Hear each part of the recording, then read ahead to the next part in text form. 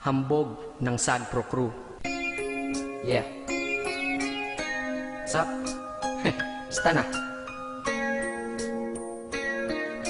May sinulat ako tungkol sa'yo, tungkol sa akin, tungkol sa ating dalawa. Parang Agua and Bendita. Ganito nangyari nun. Yo, nakatambay ako, syempre gawaing binatilyo. Ako ay nag-iisa at hawak ko ay sigarilyo. At bigla kang dumaan at ako'y napatingin. Tumayo akong bigla na parang may naisingin. Ano kaya yun?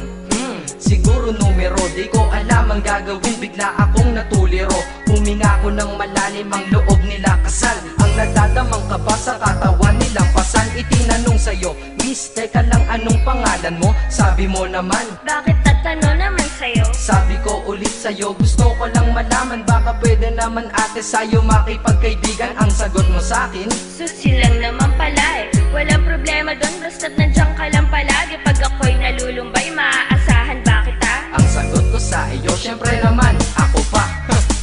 Alam mo, hindi mo ba alam? Kasi, ngayon ko palang sasabihin eh. Bakit nung una pa lang kitang nakita, inablog mo na kaagad ang puso ko? Di ka naman snatcher, diba? Bakit kaya?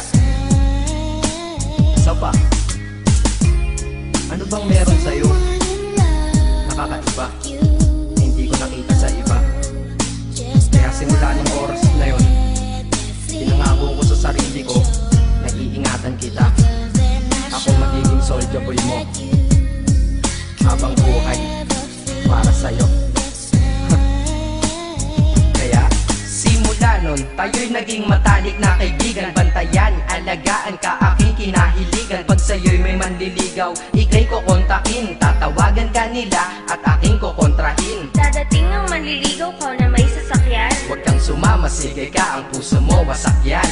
Eh ang sabi niya, wala pa siyang nagiging kasintahan. Marami nang naloko yan, o eto ang listahan. Hindi ko masabi ang nasa damdamin, na parang gusto kong ika'y mapasakin. Naaalala ko noon ako ay tinitigan, ako'y nai-inlove ngunit aking pinipigilan. Ano kaya itong nadadama sa iyong mata?